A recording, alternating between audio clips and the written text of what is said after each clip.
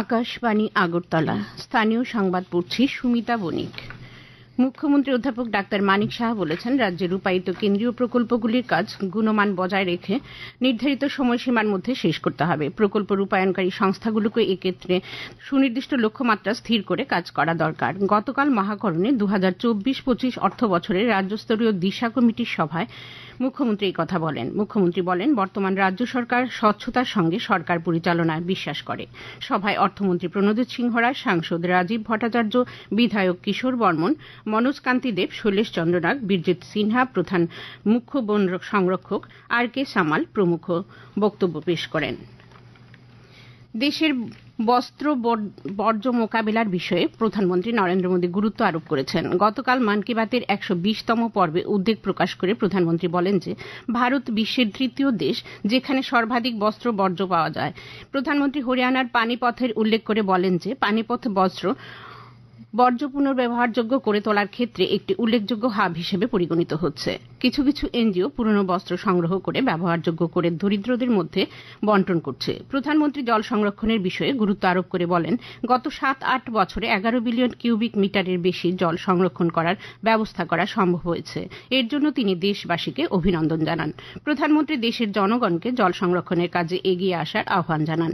প্রধানমন্ত্রী জনগণের প্রতি আবেদন করেন যাতে তারা যোগব্যায়ামকে নিজেদের জীবনে অন্তর্গত করেন। প্রধানমন্ত্রী আরও বলেন যে বিশাল সংখ্যক যুবকেরা যোগব্যায়াম এবং আয়ুর্বেদকে সুস্থ থাকার মাধ্যম হিসেবে গ্রহণ করেছে। প্রধানমন্ত্রী চৈত্র নবরাত্রির সূচনায় সকলকে শুভেচ্ছা জানান।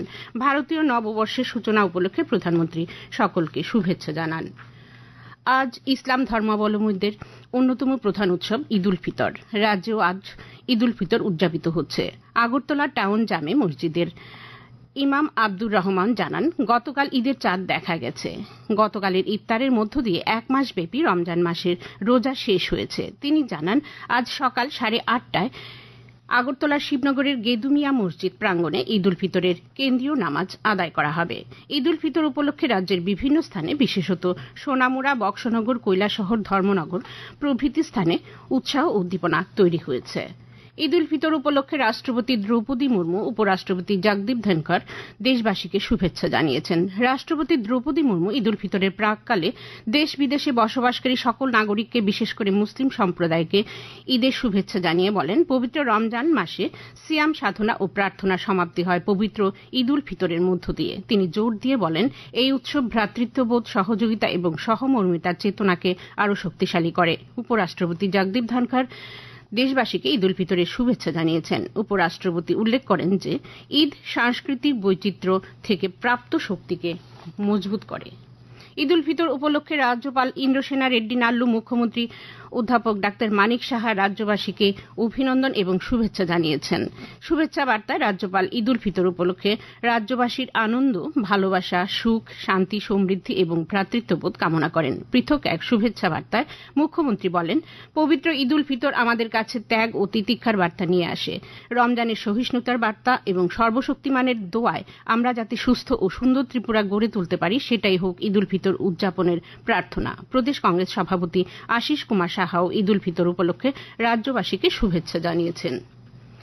মুখ্যমন্ত্রী অধ্যাপক ডাক্তার মানিক সাহা বলেছেন, রাজন্য আমল থেকে এই রাজ্যে হোলি বা বসন্ত উৎসব হয়ে আসছে। এই উৎসব পালনের মধ্য দিয়ে আমাদের কৃষ্টি, সংস্কৃতি, পরম্পরা ধরে রাখা খুবই প্রয়োজন। গতকাল আগরতলা কুমারীটিলা বিটি কলেজ প্রাঙ্গণে রাজ্যভিত্তিক বসন্ত উৎসবের আনুষ্ঠানিক উদ্বোধন করে মুখ্যমন্ত্রী এই কথা বলেন। ত্রিপুরার রাজ পরিবারের সঙ্গে রবীন্দ্রনাথের সম্পর্কের কথা উল্লেখ করেন মুখ্যমন্ত্রী।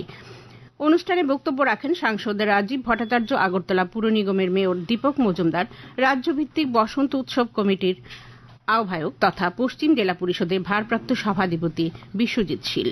এই উপলক্ষে সাংস্কৃতিক অনুষ্ঠানেরও আয়োজন করা হয়। কুমারঘাট মহকুমা ভিত্তিক পশু পাখি মেলা গতকাল পেঁচারথল ব্লকের মাছমারা প্রাণী চিকিৎসা কেন্দ্র প্রাঙ্গণে অনুষ্ঠিত হয়। এই মেলার আনুষ্ঠানিক উদ্বোধন করেন বিধায়ক ভগবান চন্দ্র দাস। উপস্থিত ছিলেন এডিসি সদস্যা স্বপ্নারানী দাস, পেচারথল বিএসসির চেয়ারম্যান সজল চাকমা প্রমুখ। মেলায় বিভিন্ন পশু পাখি প্রদর্শিত হয়।